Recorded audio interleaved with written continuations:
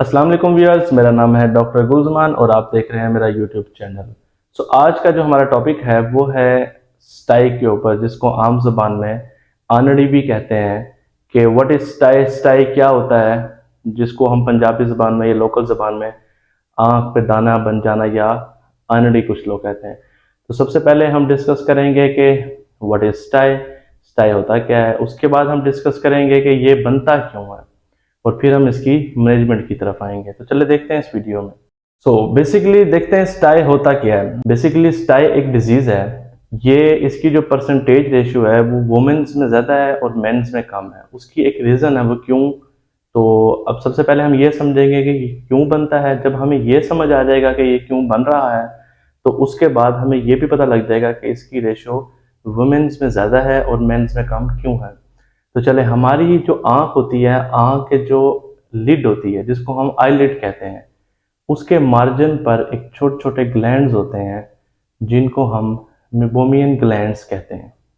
इनका काम यह होता है कि ये ऑयल सेक्रेट करते हैं हमारी लिड के अंदर। ठीक है, जब इसकी ब्लॉकेज हो जाती है, जब इस ग्लैंड्स की ब्लॉकेज हो जाती है, तो वहाँ पर बैक्टीरिया ग्रो कर जाते हैं। जब इसमें बैक्टीरिया ग्रो करेंगे तो वो इन्फ्लेमेशन काज कर देगा, इन्फेक्शन काज कर देगा। तो अब हम देखते हैं कि जी जो औरतों में ये ज़्यादा क्यों होता है और मर्दों में कम क्यों होता है। औरतों में ये इस वजह से ज़्यादा होता है कि इसमें जब कॉस्मेटिक इफेक्ट का बहुत बड़ा हाथ है। जो हमारी वुमेन्स हैं हमारी सोसाइटी की, वो कॉस्मेटिक यूज़ बहुत ज़्यादा करती हैं, जिसकी वजह से जो ग्लैंड्स हैं वो ब्लॉक हो जाते हैं।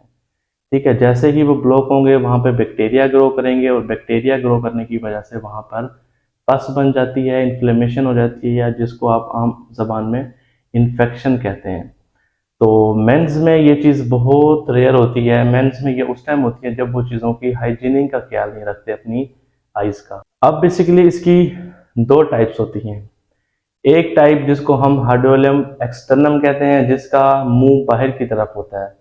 जिस दाने का मुंह बाहर की तरफ होगा उसको हम हार्डोलम एक्सटर्नम कहेंगे, और जिस दाने का मुंह अंदर की तरफ होगा उसको हम हार्डोलम इंटरनम कहेंगे। अब इसकी इसकी जो कंप्लेंट्स होती हैं पेशेंट में, मोस्टली पेनफुल होता है, ये आंख में दर्द होती है इसकी बहुत ज़्यादा। और दूसरा ये रेडिश होता है, स्वेलिंग हो जाती है इसमें। और समटाइम्स इसमें पस का भी डिस्चार्ज होता है, स्टिकनेस जिसको आप कहते हैं। अब हम इसकी मैनेजमेंट की तरफ आते हैं कि जी अब हम इसकी मैनेजमेंट कैसे कर। जो आप इसकी घर में मैनेजमेंट कर सकते हैं वो ये है कि सबसे पहले आपने क्या करना है, अपनी आईलिड को हाइजीन करना है।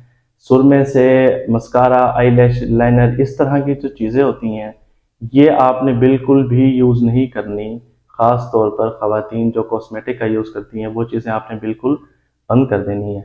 उसके बाद हम क्या करेंगे, उसके बाद ये प्रोसीजर होता है कि आप इसको एक साफ सा कपड़ा लेंगे, जो क्लीन क्लॉथ्स के साथ आपने इसको हॉट कंप्रेशन देनी है, मतलब गर्म कपड़े की टकोर करनी है। लेकिन एहतियात इस चीज़ के करेंगे कि वो कपड़ा साफ होना चाहिए। अगर वो कपड़ा साफ नहीं होगा तो आपकी आंखों में इसका इन्फेक्शन और भी ज़्यादा बढ़ जाएगा। जब आपको ये दाना बनना शुरू हो तो सबसे पहले आपने 1 वीक तक इसकी गर्म कपड़े से टकोर करनी है।